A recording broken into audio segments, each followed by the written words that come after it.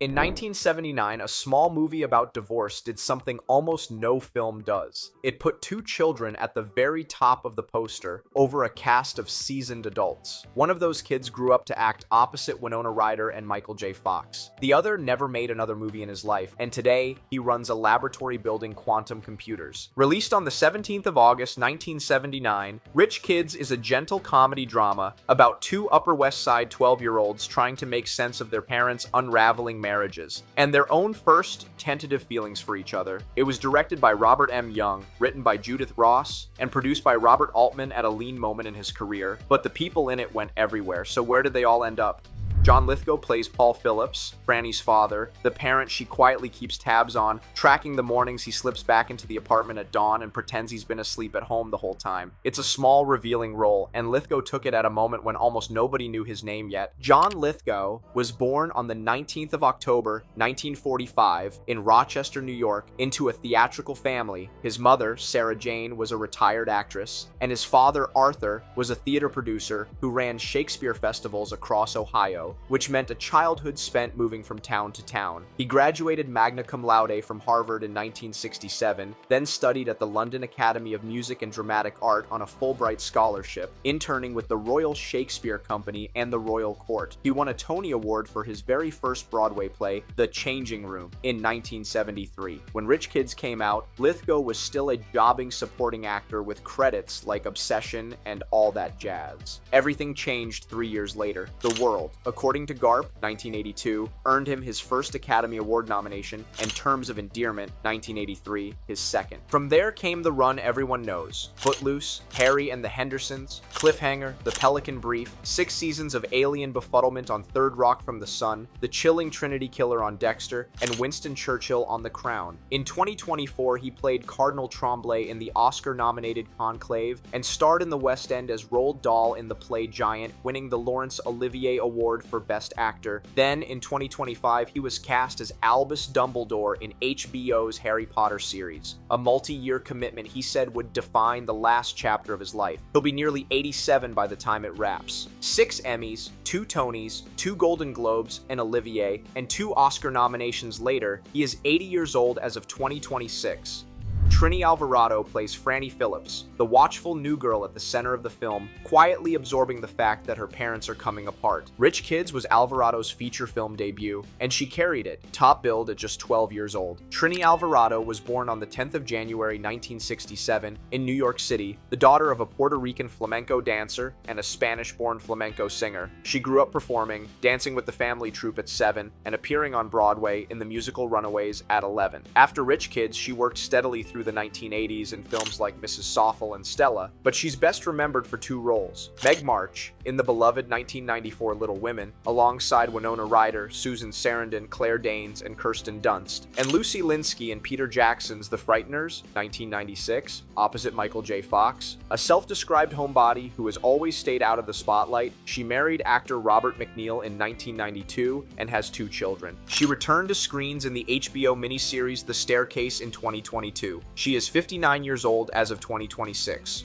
Kathryn Walker plays Madeline Phillips, Franny's mother, and arguably the film's real emotional center, the woman quietly trying to reassemble herself to face life on her own. Walker was already an Emmy winner when she took the part. Kathryn Walker was born on the 9th of January 1943 in Philadelphia, a Phi Beta Kappa graduate of Wells College, and a Fulbright scholar in music and drama. She won a Primetime Emmy in 1976 for playing First Lady Abigail Adams in PBS's ambitious miniseries The Addams Chronicles, and appeared in films including Slapshot, 1977, and Neighbors, 1981, where she played John Belushi's wife. Off-screen, her life intersected with some remarkable people. She was the longtime partner of National Lampoon co-founder Douglas Kenney, the comic mind behind Animal House and Caddyshack, and she was married to singer-songwriter James Taylor from 1985 until their divorce in the mid-1990s, a period during which she is widely credited with helping him through addiction. She later became a novelist, publishing A Stopover in Venice in 2008. She has kept a low profile in recent years. She is 83 years old as of 2026.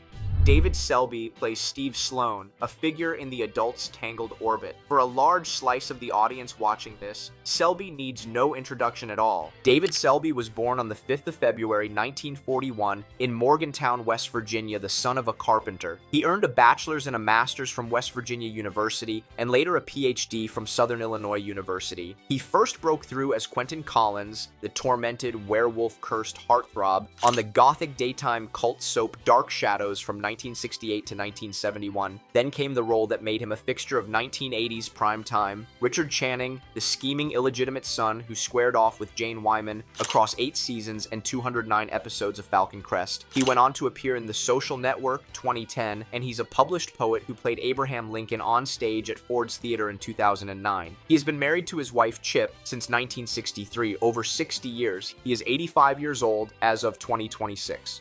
Terry Kiser plays Ralph Harris, Jamie's divorced father, the one with the fast car and the younger girlfriend, the cool but not quite present parent. 10 years after Rich Kids, Kiser would land the role that made him immortal in the most literal sense of the word. Terry Kiser was born on the 1st of August 1939 and raised in Omaha, Nebraska. He attended the University of Kansas on football and drama scholarships and graduated with a degree in industrial engineering before turning to acting full-time, logging years on soaps like The Doctors and The Secret Storm, studying at the Actors Studio, and winning 3 Clio Awards as a commercial pitchman. Then, in 1989, he was cast as Bernie Lomax, the corrupt, very dead insurance executive who gets propped up, dragged around, and party crashed through Weekend at Bernie's and its 1993 sequel. He has more than 140 credits, but he will forever be the corpse who wouldn't stop partying, a role so beloved that the Bernie dance became its own internet phenomenon decades later. He reunited with co-stars Andrew McCarthy and Jonathan Silverman at a fan convention in 2024. He is 86 years old as of 2026.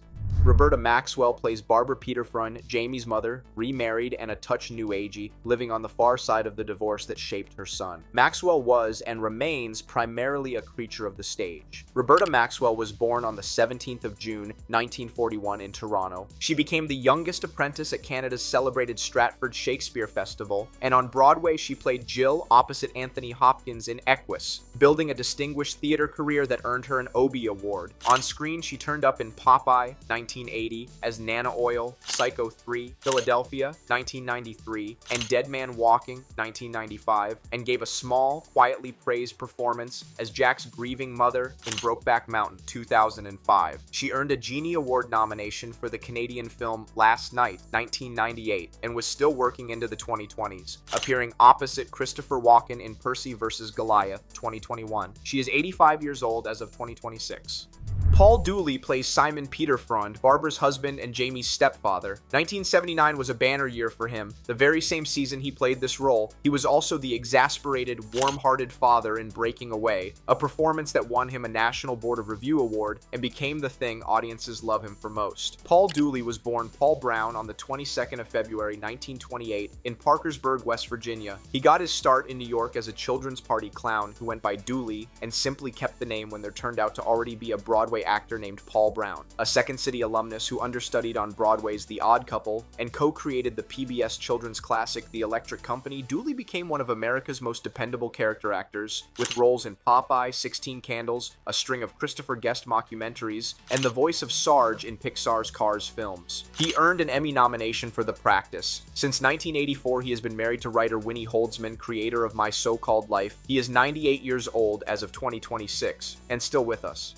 Jeremy Levy plays Jamie Harris, the worldly, wised-up boy who teaches Franny how to navigate a broken home. On screen, he was every bit Alvarado's equal. The two of them shared top billing, a genuine rarity for child actors making their debut, and then Jeremy Levy simply quit. Rich Kids was the first and only feature film he ever made. He'd done one other screen job as a child, a part in NBC's landmark miniseries Holocaust, and then he closed the door on acting entirely. But this is not a story of a child star fading into obscurity. Levy went to Harvard, took a degree in physics, physics, earned a PhD at UC Santa Barbara, and in 1996 joined the University of Pittsburgh, where he is today a distinguished professor of condensed matter physics and the founding director of the Pittsburgh Quantum Institute. His research on oxide nanoelectronics and quantum computing has appeared in Nature and Science and been cited more than 13,000 times. He married a fellow physicist, Chandralekha Singh, herself a distinguished professor at Pittsburgh. The 12-year-old who taught Franny the ways of the broken home grew up to help build the machines that may power the next century. He is 61 years old as of 2026. Rich Kids Came and Went in the late summer of 1979, a film made so quietly that even a young Olympia Dukakis, nearly a decade before her Moonstruck Oscar, turns up in it in a role you could blink and miss. But look again at who was in that little movie: a future Dumbledore, a future Bernie, a soap opera legend, an Oscar winner in the making, and a top-billed 12-year-old who traded the marquee for a quantum physics lab. Not bad for a nice little picture almost nobody remembers. Thanks for sticking around to the very end. If you enjoyed this one, subscribe and turn on notifications so you never miss our latest Where Are They Now videos exploring your favorite casts from the past.